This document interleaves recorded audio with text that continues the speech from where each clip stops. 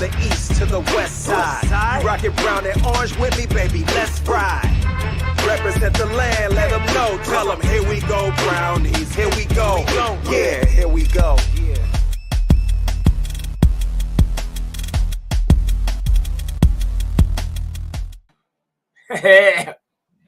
Hey, welcome to the Here We Go Brownie Show this week. Ray will be joining us. Allie is on sabbatical. She's out in Arizona where it's nice and warm, doing her full-time gig. But Ray, we got a lot to get to tonight. Of course, I'm sporting my Boise State Broncos. They have a huge game tomorrow night against University of Nevada, Las Vegas. They win. They're going to the college football playoffs with a fourth seed. Let me say that again, a fourth seed if they can pull this off tomorrow night. And you know what just tipped off as well? The Cavs.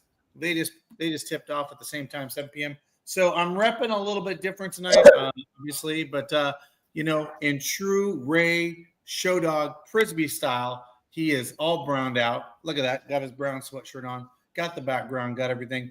So let's get to it. We haven't talked. I mean, we've talked offline, Ray, but Monday Night Football.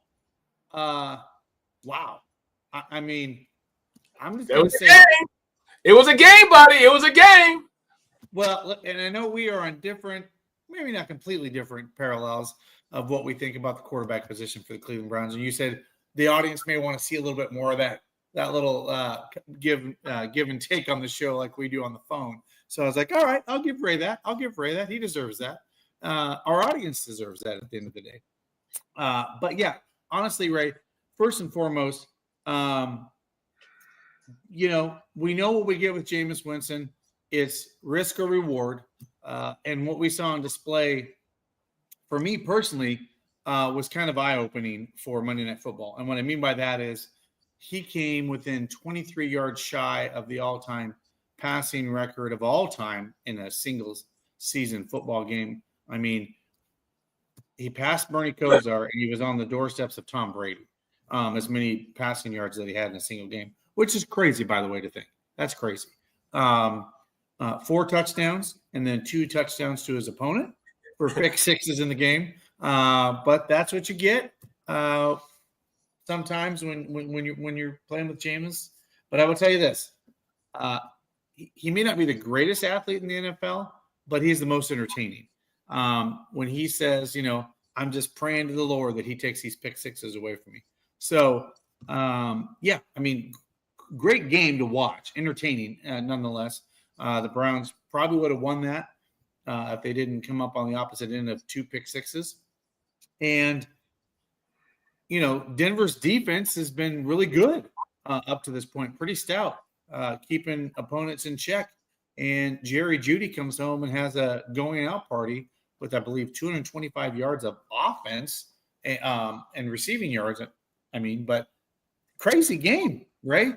I know you watched it. Give me your take. Well, no, it was your typical Monday night game, throw out the records, and in this case, throw out the defense because it was definitely a high-scoring affair.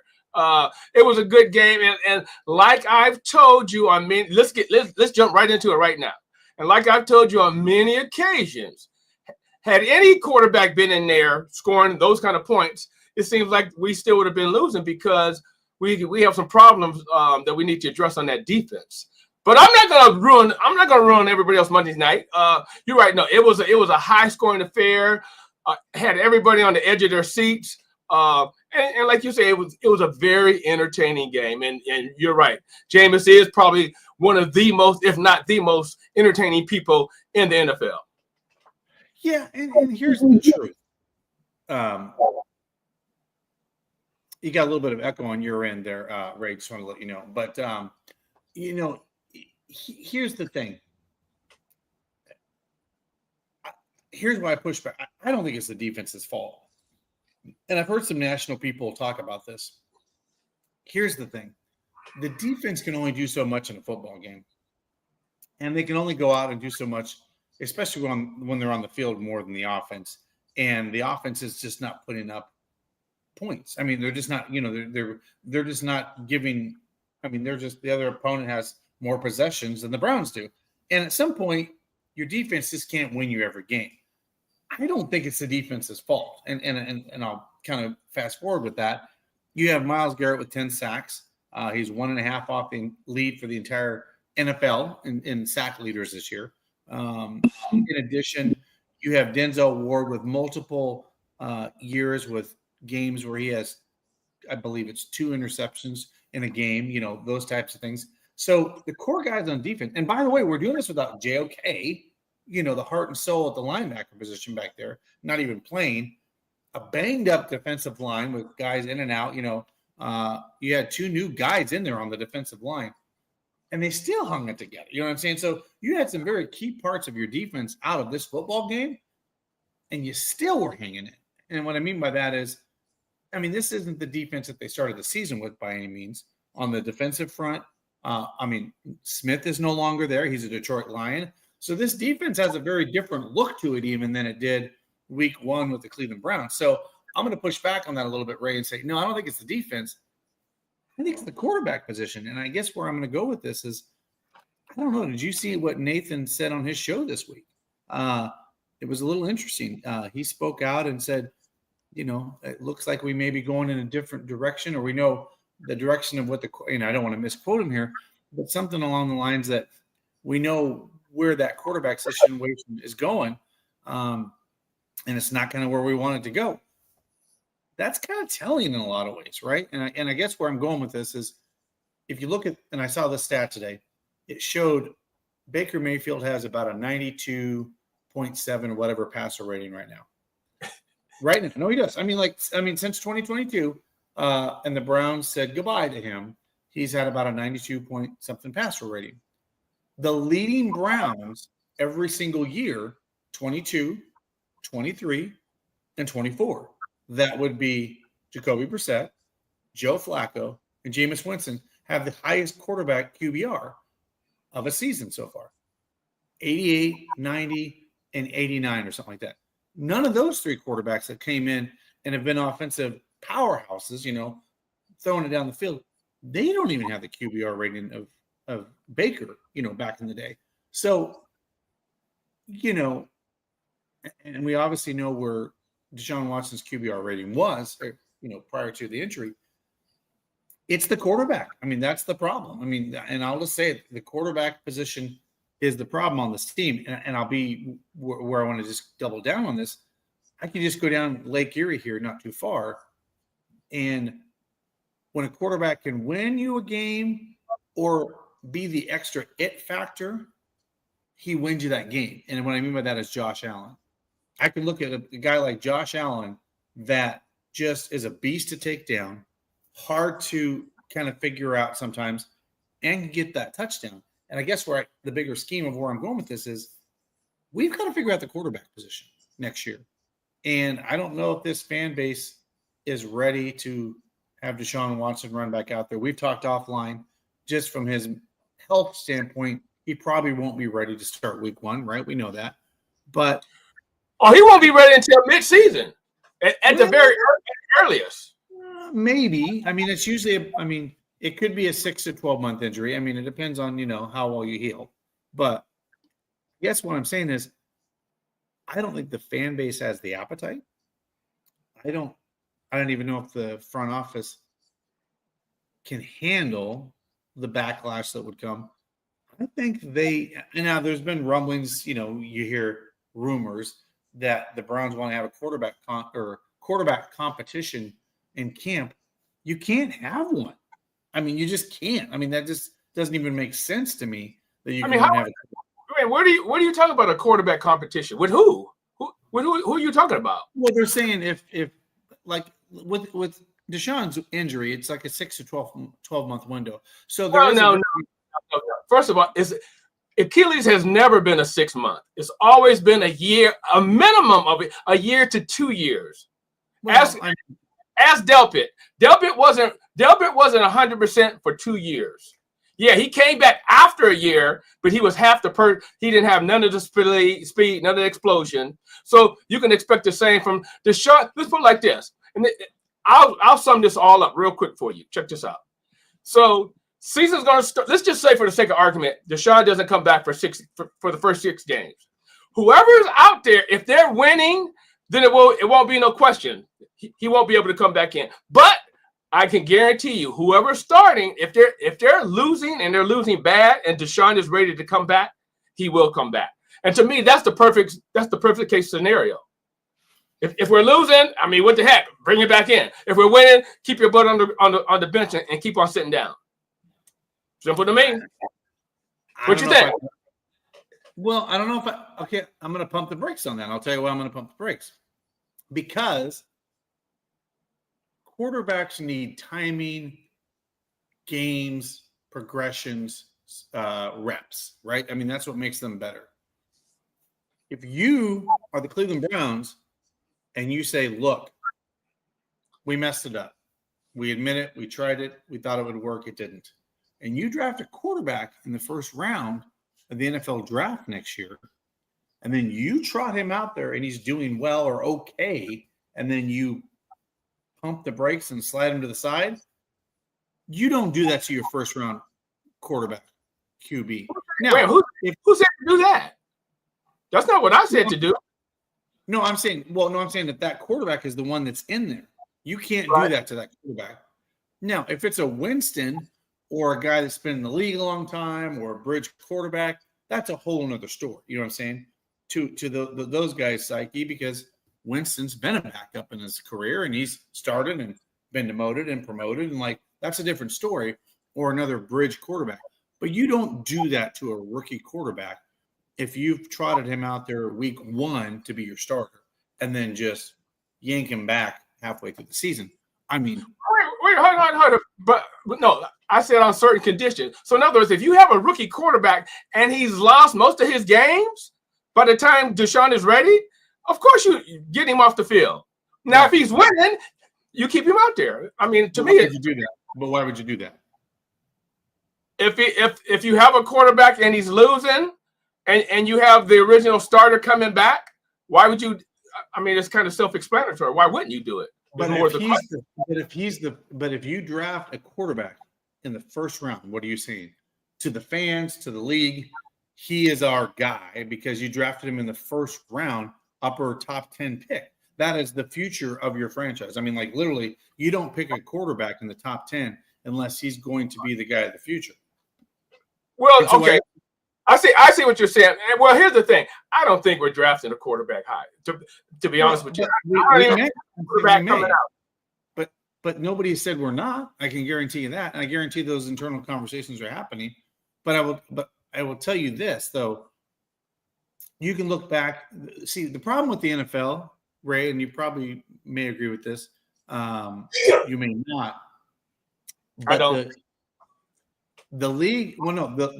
The college football, high school football, and the NFL has a problem with developing quarterbacks, period. And what I mean by that is absolutely. Long time ago, it was okay to set behind a Steve Young, or I mean, a Steve Young could set behind a Joe Montana. And Aaron Rodgers could set behind a Brett Favre. That's not allowed anymore. Nope. You know, that's not allowed, right?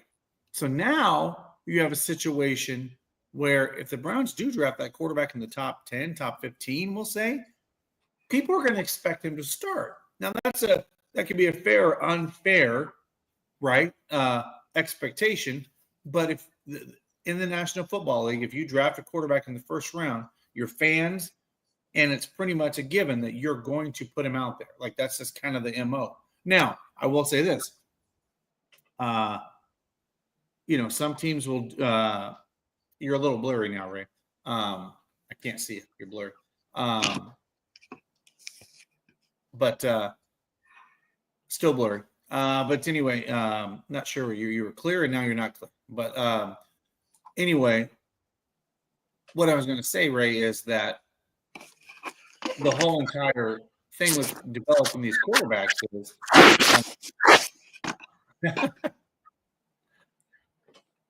all right. I'm not sure what you just did, Ray, but you look great now. Great mug.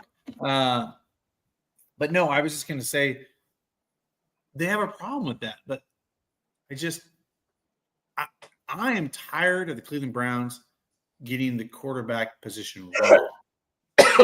That's where I stand. And but you know what they get right? They get right drafting running backs. And we'll get into why they probably should get this guy at pick number 10. Left tackle, guaranteed. Our first pick. If we're in the top 10, I say we're taking a left tackle. Yeah, we'll see. Well, hey, with that, Ray, we probably should mention some of our sponsors and get some of those guys some shout outs. But what I was going to say, Ray, is we'll get into that. Guys, if you don't have stadium mustard in your home, you're doing it wrong. From backyards to ballparks and everywhere in between, Stadium Mustard is available. Go to stadiummustard.com to order it wherever you're in the country, or get it at your local grocery stores in Northeast Ohio, wherever you're watching the show. If you can't get it there, go to stadiummustard.com and get some of that amazing mustard today. But yeah, right. But you know what I'm saying? You know what I'm saying about the quarterback position? Like, it's just tired of getting it wrong. Yeah, I just honestly don't think this is the year that they do that. I think if they don't re-sign Jameis, they're going to bring in another veteran like a Russell Wilson, but we'll talk about that later. Or Justin Fields. I just don't see the Steelers giving up on a young talent like that, but I could be wrong. Or what's the guy in Minnesota that's Sam Darnold having a breakout season? Yeah, Minnesota's not letting that go. Well, maybe. You don't know. I mean, you just never know. I mean, that's the thing. You get these guys and you bring them in, and then, but yeah, let's talk about that. We have the Browns had an explosive game. Jerry Jeudy. I mean, you couldn't have had a better. I mean, other than the win, for a team trading you off to another team and get you. By the way, did you know? With that single game, Jerry Jeudy went all the way up to number 5 in the NFL in receiving yards in one game. He went all the way up to number 5. So now he's a top 5 wide receiver in the NFL with those receiving yards, which is crazy to think. But I don't know. You tell me, Ray. It's just what I see with the Browns is they're not a bad team. They're not a good team. They're just missing pieces. And I get frustrated with this quarterback situation. And I'm tired of the same old, rolling out the same guy, or thinking we're going to, the definition of insanity is doing the same thing over and over and expecting different results. But I mean, okay, Ray, if you're the Browns now, you're at 3-9. We're not in the playoffs. I mean, this is the first show we've done where technically we are basically eliminated from the playoffs. So now you are looking at next year. You're trying out guys, you're rolling guys in, seeing what you have on your roster. You said it. If I'm in the top 10, I go with a tackle. Why Correct. Tackle versus quarterback? Because like you just said it earlier, we're missing a few pieces on each side of the ball. So why get a quarterback and you're still gonna get him killed? That offensive line is still gonna be missing pieces. You're still gonna be missing a running game. You're still gonna be missing the pieces on the defense. So in my estimation, I solidify all those positions of need, and then, like I said, either I'm picking up a quarterback in free agency. I'm just not taking one high next year. If I'm running things, but that's just me though.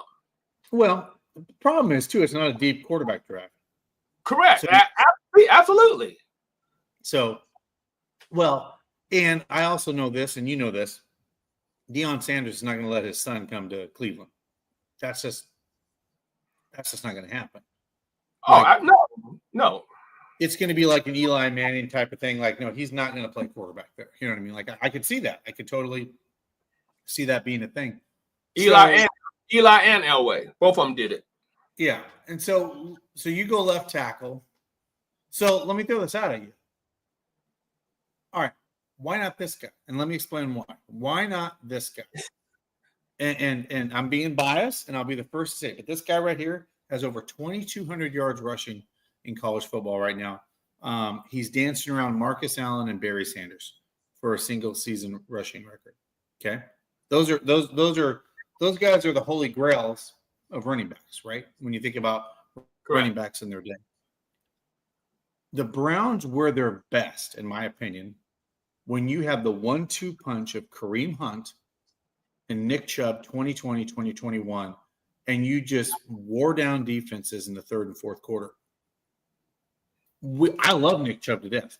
I mean, if Nick Chubb could play for the next 10 years, I'd take it. But I'm just realistic. If you are going to look at not only the future, but the long-term future, why wouldn't you take a once-in-a-generational back that could transcend your team for the next 2 years and set you up for the next 6 to 8? Why wouldn't you do that? Well, first of all, who's calling him, other than you, who's calling him a once-in-a-generational back? I mean, don't get me wrong. He has all those yards, but look at that division that he's in. What is it, the Mountain Conference? Right, I mean, right. Come on. And then wait, you mentioned it with Marcus and Barry. Right. Marcus, Pac-10, Barry. Right. Okay, go ahead. They're projecting him to go between 9 and 12 in the draft in the first round. Mid-first round. Where did Nick Chubb go? Second round. Second round. So you tell me if he's not a once-in-a-generational type of running back, if he's going in the top 10 of the NFL draft. You know, I can remember when Barkley came out. And, you know, I looked at him, I was like, okay, hey, I don't see that. And maybe I need to look at your guy more, but I don't see that when I look at him. Oh, you need to look at him because the guy, once he gets in open space, gone. So, okay. And I'll give you an example. I can remember all the hype, Trent Richardson, and I know you remember Trent Richardson. All the hype on him. He was the once in a generational. He couldn't find a hole if his life depended on it once he got to the Browns. So, I don't. Wait. Let me just back up. Yeah. Let's just say everything that you say is true. Once in a generational, you still got to have a line to block for him. So why take a lineman a running back that high, and then you don't have a line that's going to get him killed? Well, I'll counter that, and I'm just going to put Jason's comment out here. He goes, Dustin, you are so right. I would take him. He's the closest thing to the sure thing, but the Browns won't do it. Here's the thing. Teams right now, Ray, are putting 8 in the box on Genty, and he's still getting 7 yards per carry and those 22 yards. They're putting 8. I mean, they're literally saying, we're not going to let you run, and he's still doing it. You know what I'm saying? So when teams are doing that, that's crazy to me, and he's still getting those yards, right? So, by the way, just to give you a stat line, I believe he had 267 yards rushing against Oregon when they played him. And last time I checked, Oregon's the number 1 team in the country, and they haven't lost a game. So this guy is the real deal. And I'm not being biased. Most people think he should win the Heisman a little bit.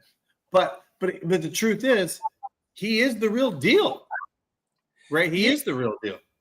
Yeah, but this isn't in the 90s or the 80s anymore where running backs were the premium. Everything is all about the passing game now, and that is why running backs just don't go as high anymore. So all I'm saying is, I would say if he goes to a team that's the last piece that they need, then more power to him. He's not the last piece that we need. So that's I'm not saying that because once in generation, it's like we need too many other pieces. That's all I'm saying. Look at that. Look at our run defense. Right, but let me back that up though. If you're a GM, okay, now think about this. You're in the GM seat, right? Okay. I like it.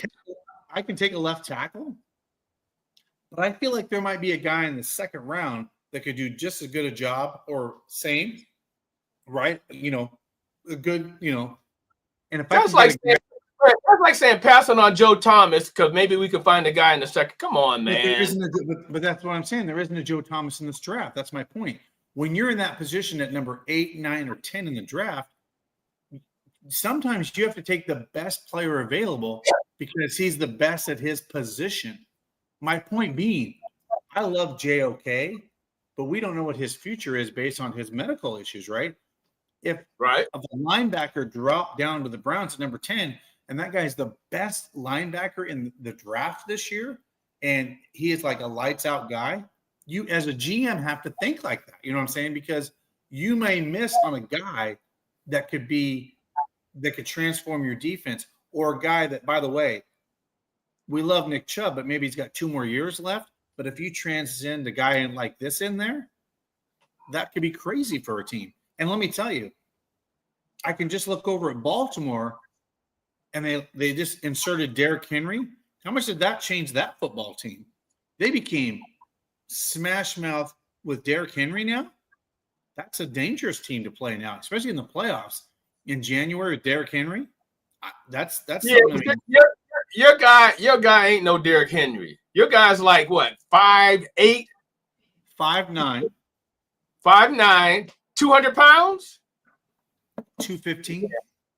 Yeah, I mean, again, that's not a Derrick. And how big is Derrick Henry? 6'3", 250.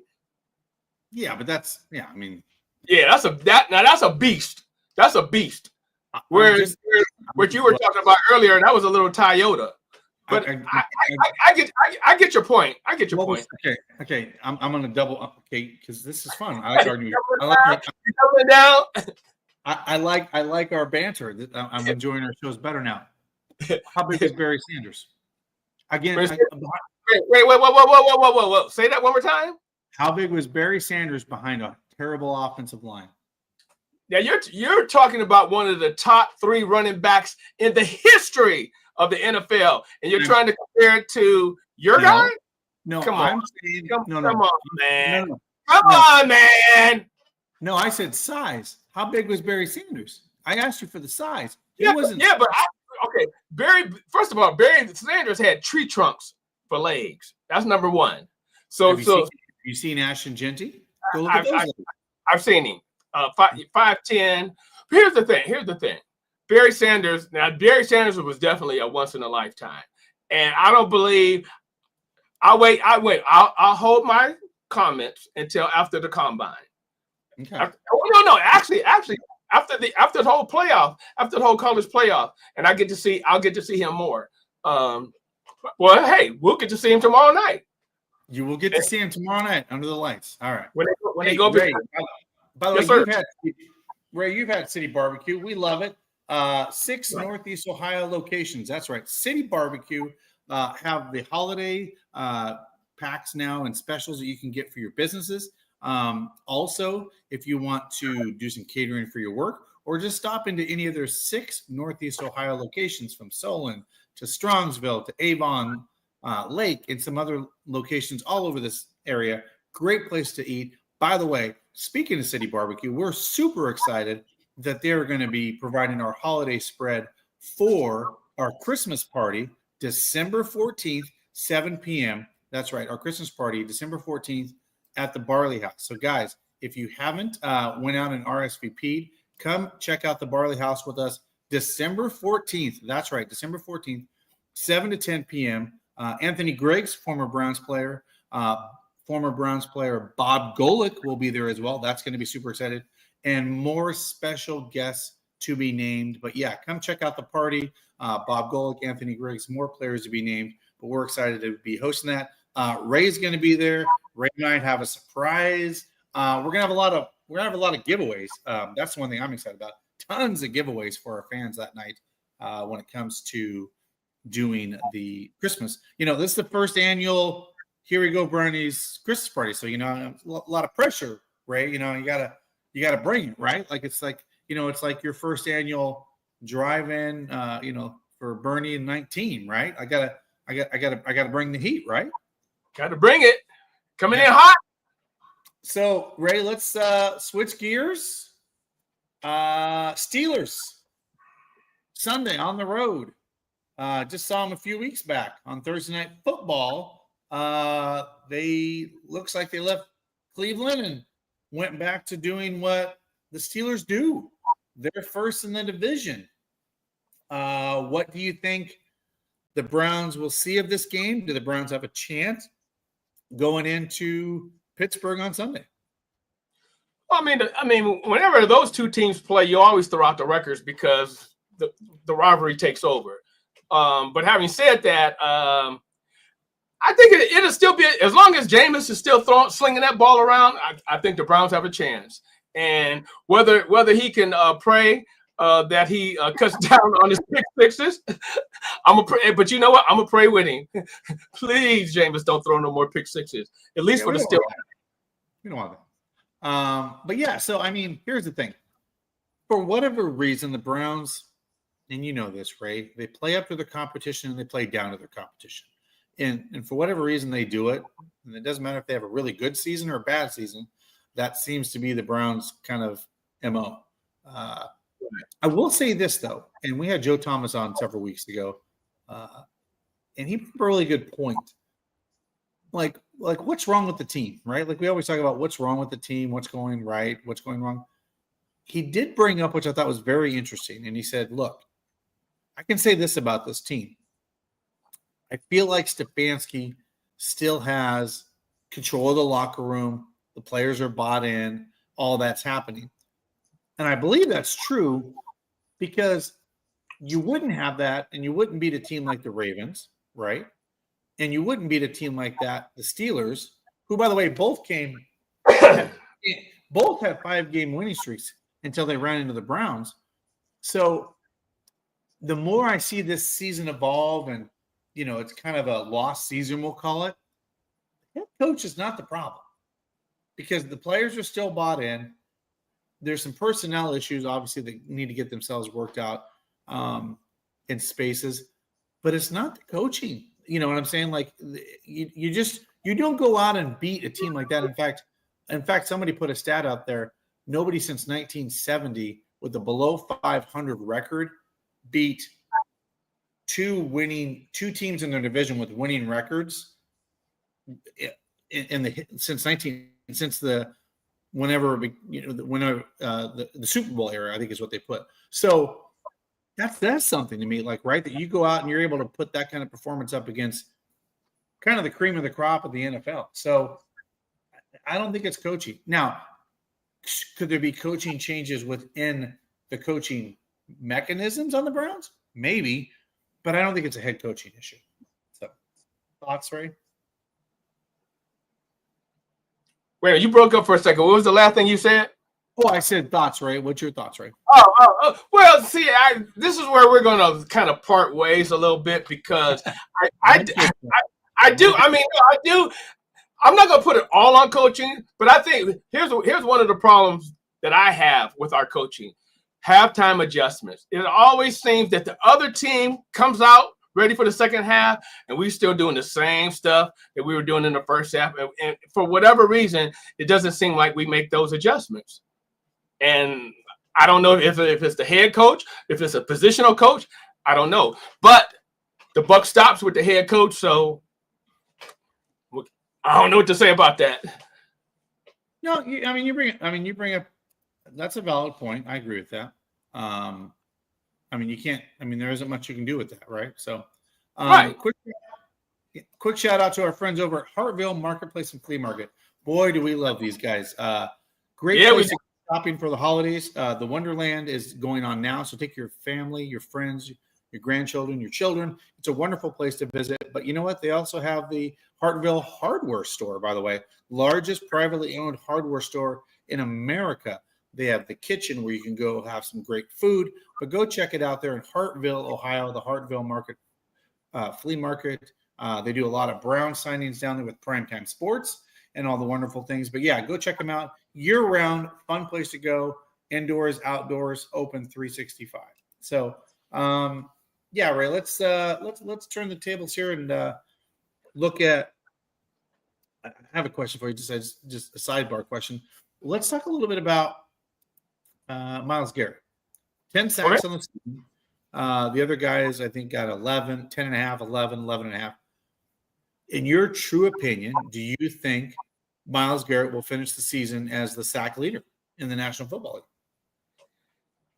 if he can stay healthy, and here's the problem: he's been battling all year with whether it's the feet or hands.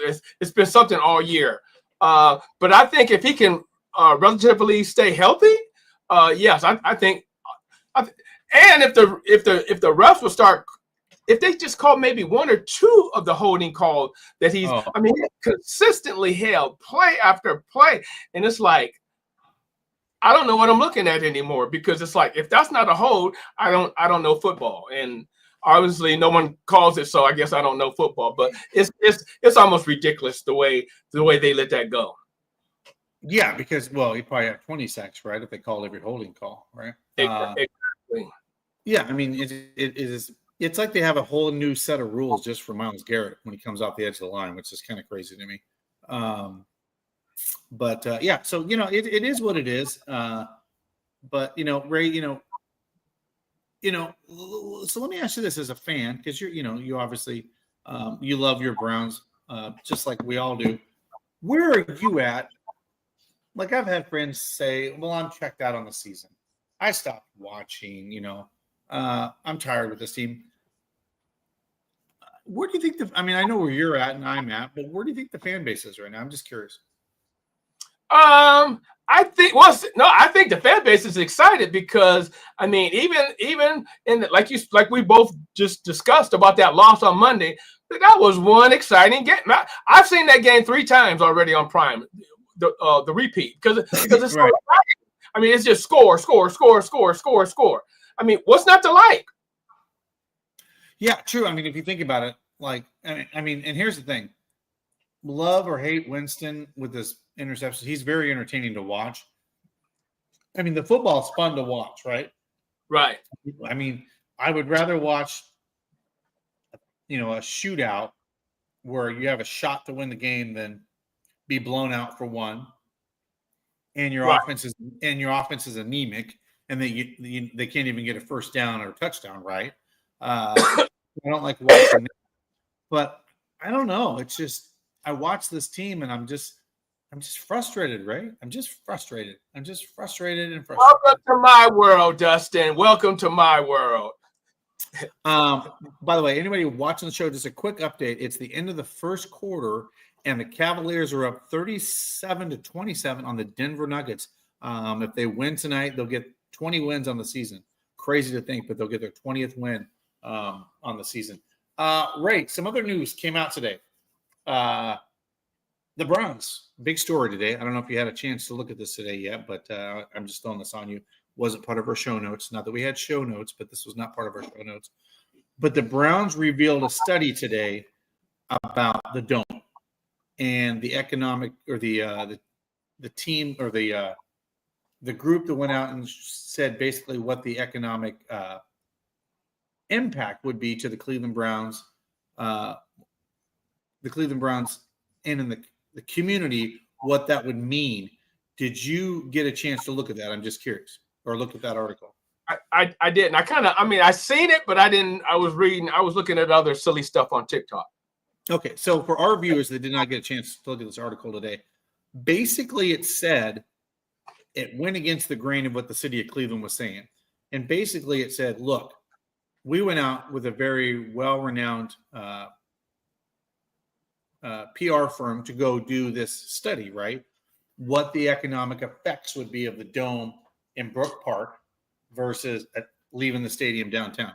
So I'm just going to read a couple things I found very interesting. I just want your opinion. A dome stadium can attract up to 1.5 million more visitors through a mix of year-round programming of various sizes and major events. In 2024, the dome stadiums in Detroit, Indianapolis, and Minneapolis hosted concerts and other major events 3 to 5 times more often than Huntington Field did. Over 40% of the visitors to those 3 major non-Browns events at Huntington 20 were outside of Ohio. So what they're saying is, not only will, if you build a dome, those visitors will come from outside Ohio to help the economic activity, right? It also said, similar to that, will be targeted for the new dome. 65 to 75% of visitors would be out of market. What that basically is saying, they believe that would annually project $1.2 billion across Cuyahoga County and create 5,500 jobs of economics. What do you think of that? You and I both have been on the wagon, and Larry's not watching, so he can watch this later in reruns. But I'm a fan of the Dome, man. And I will tell you this though, I love being out in that snow and the blizzard and the Browns winning and being a part of that, right? I love that too. And I didn't feel my feet. I did not feel my feet till I got about 5 minutes from my apartment. Let me tell you, didn't feel my feet. But you know what I also said when I walked up? Still want that damn dome. I want that damn dome. Because here's the thing. A dome creates such an economic, and by the way, we have some of the greatest fans in the country when it comes to football. Where are some of the loudest places? Seattle, where the stadium is built for crazy sound. People can't hear themselves in Minnesota with the Vikings, like so many false starts. I don't buy the cold weather giving you a home field advantage. If your team's good and your fans are passionate and rabid, they're going to create a hostile environment for those fans. Agree? Absolutely. Yeah.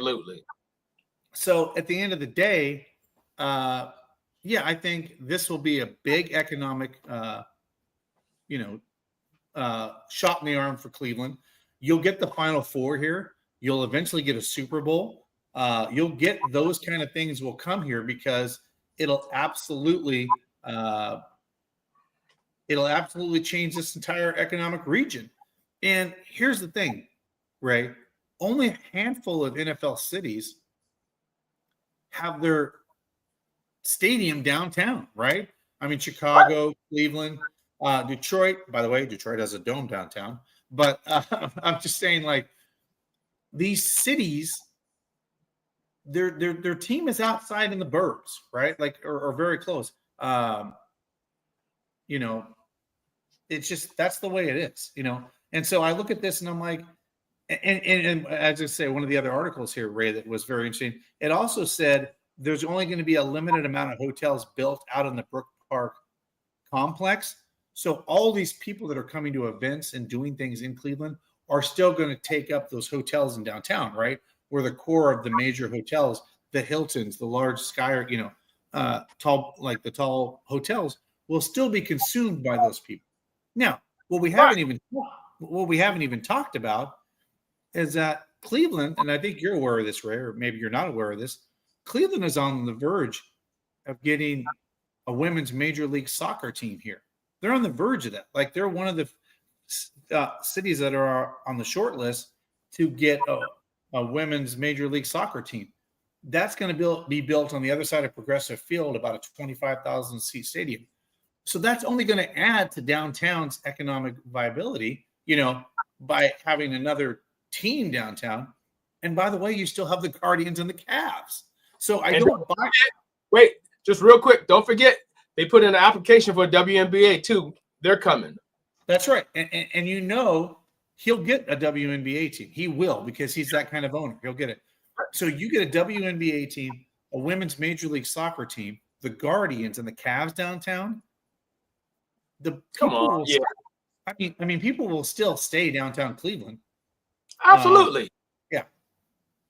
But yeah, it just blows my mind that people, and Ray, this truthfully. I've only lived here, 9 months, but I come from an outside looking in kind of perspective, and this would be a huge shot in the arm for economic development for this area. I just truly believe that.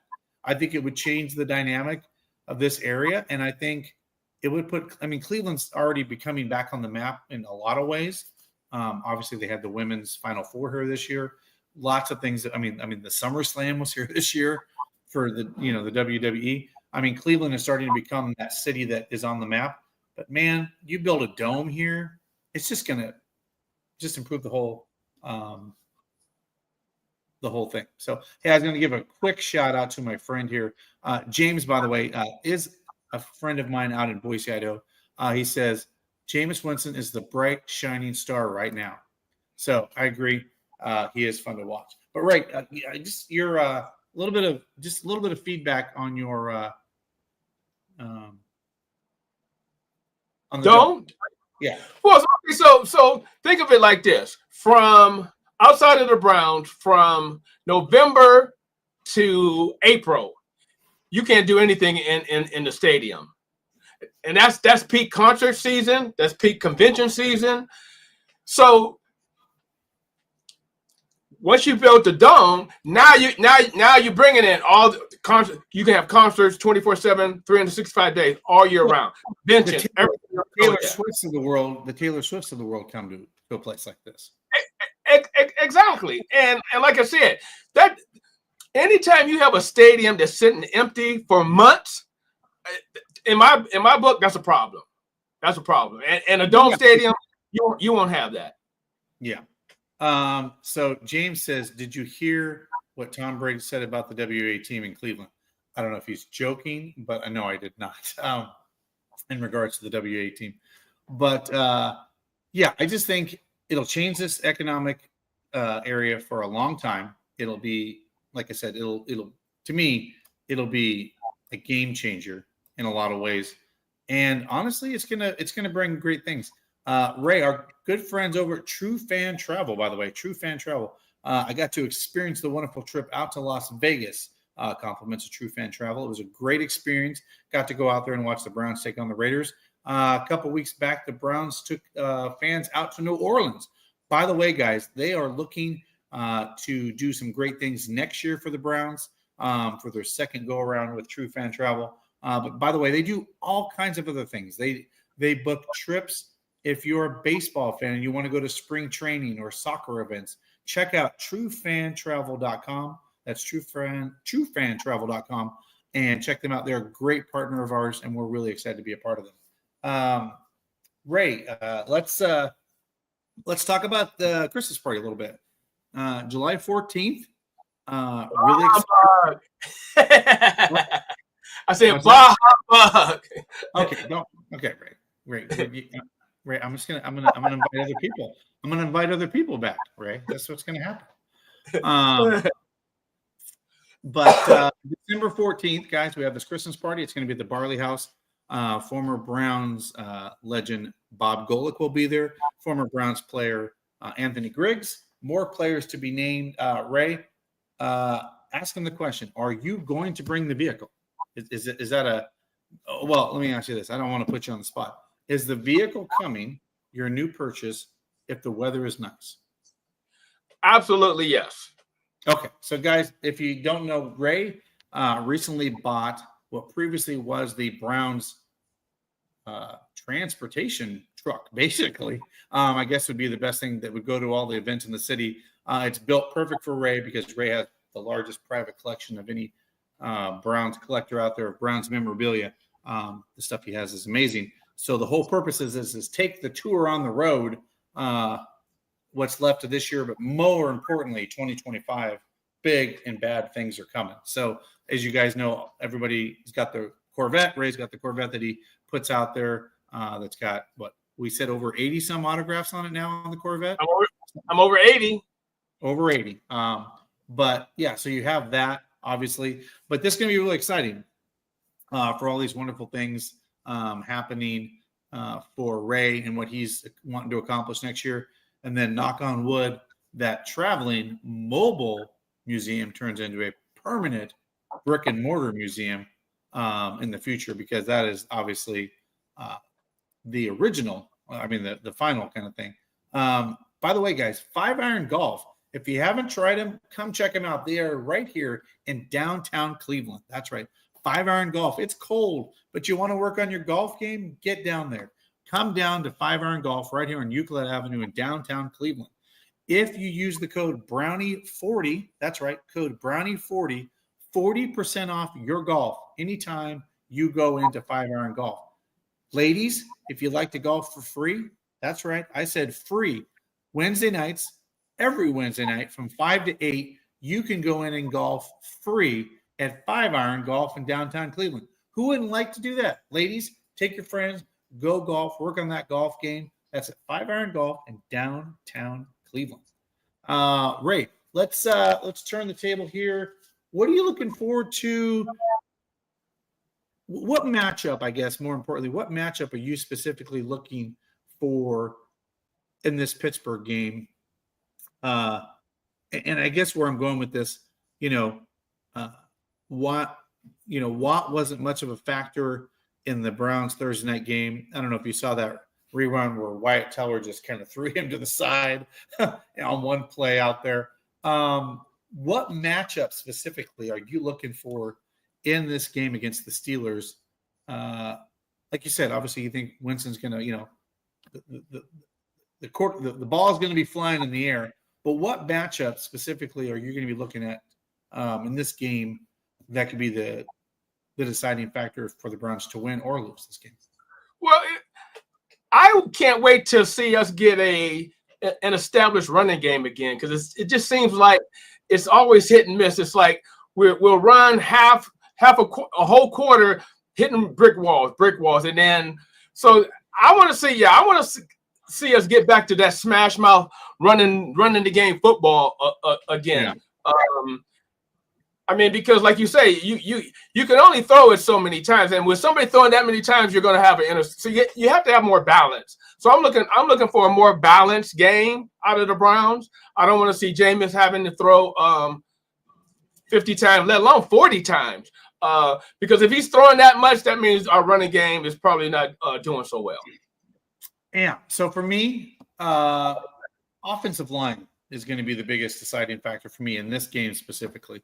For whatever reason, Myles Garrett had 2 sacks, I believe, on Russell Wilson last week, or a couple weeks ago. For whatever reason, I think Myles Garrett kind of has Russell Wilson figured out a little bit in some ways, because I think he got 2 sacks on him in that game. What I'm looking for is the amount of time that Winston's going to have to throw the ball. Because here's the truth. What I did learn in that Denver game, if you gave him time to throw, somebody's going to be open, right? Right. And Jerry Jeudy put on a clinic last week, or just last Monday night. So if that offensive line continues to get better, and it has been, right? We know where this offensive line was at one point in this season. It was some hot garbage, interchanging some guys in there. It was tough. Guys were hurt, and you were throwing guys in, and it was tough to keep quarterbacks upright. And we know that because even after Watson went out, Winston got sacked 6 times in the game. So my point being, I think the offensive line is going to make or break this football game, because you're right. If Winston has time to throw like he did in Denver, he's just going to gun it. I mean, he's going to, and then by the way, that will open the run, like you're saying, Ray. If that is the case, they're going to be like, well, he's just going to throw it all that game. And I don't know if you noticed, but because of that, in that Denver game, Nick Chubb was wide open in the end zone for a touchdown for a pass. Because I seen that. Yeah. So my point being, I am looking for Nick Chubb to get more and more comfortable as the season goes on and get back to the old ways of Nick Chubb and get some more yards in this game. I didn't see what the weather's supposed to be like. I know anybody that doesn't live in Northeast Ohio, there's 3 inches of snow out there. I will tell you this, people. It is wild that I can sit downtown and have no snow, and 40 miles to the west, there's 3 feet. It's crazy. The warm water, the wind, and how it picks up and just dumps 3 feet of snow. It is wild, right? It's wild what this weather does out here. But that's what I'm looking for in this game, Ray. More importantly, is James, is Jameson going to have the time to do that? And that is, I think that's going to be the deciding factor in this game. That's just my gut, but you never know, right? Like it's always hard to beat teams twice. We know that. That's a thing. But we'll see. A couple more shout outs to some of our folks. By the way, guys, if you have not checked out Lady Caroline and the Greater Cleveland Aquarium, you're doing it wrong. By the way, they have their New Year's Eve cruise now. That's right, the New Year's Eve cruise. If you want to go out and check out the water on New Year's Eve and do a great cruise out there on Lake Erie, it is available. And they're also booking private parties. We're actually thinking about this, Ray, and we talked about this offline, having an entire Here We Go Brownies cruise next year where we invite people to come out on the ship and do an entire Here We Go Brownies ship and do a live show out on the lake. I think that'll be a lot of fun. But yeah, if you have some family that want to go over to the Greater Cleveland Aquarium, that is the Shark Tank there at the Greater Cleveland Aquarium. Pretty cool, pretty awesome place to take your kids, grandchildren, or the family to go check that out. Great place to go check out. Great stuff. But Ray, let's do this, Ray. Here's something, Ray, we've never done, I don't think, since we've been doing this show. Let's make a little wager, a friendly little wager. Yeah, how much you got there, homie? You trying to? No. It's a friendly wager. Okay. It's a score prediction between you and I, and whoever wins has to buy that person lunch or dinner, whatever that setting is coming up. How's that? That's a pretty friendly bet, right? Okay. You down with that? Well, what are we betting on, though? Whoever gets closest to the score and prediction of the Pittsburgh Steelers Browns game. Oh, okay. I'll let you go first. What's your prediction? Steelers 27, Browns 20. What? No. I'm going to go Steelers 28, Browns 21. 28-21. Steelers. Oh, so you're picking the Steelers to win. Okay. See, something tells me it's going to be cold and snowy. So I don't think it's going to be that. Ray, it doesn't snow in Pittsburgh.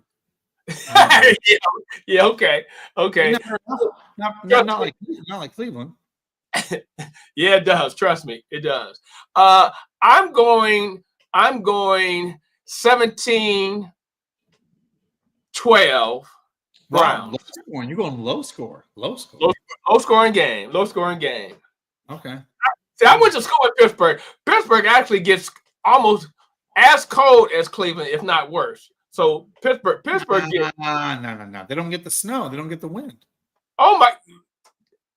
You do realize there's three rivers that converge right there, which is why it's called Three Rivers Stadium. I understand Pittsburgh gets cold.